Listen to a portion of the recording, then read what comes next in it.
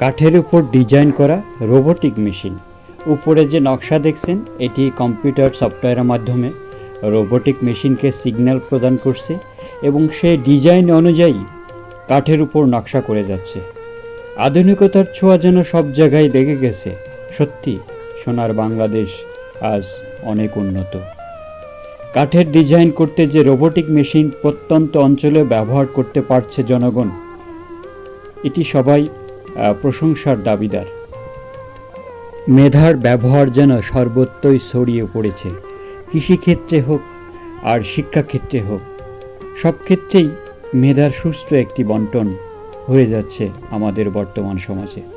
তার বহিঃপ্রকাশ এই আধুনিক রোবোটিক মেশিন, যার সাহায্যে কাঠের উপর নকশা করা হচ্ছে।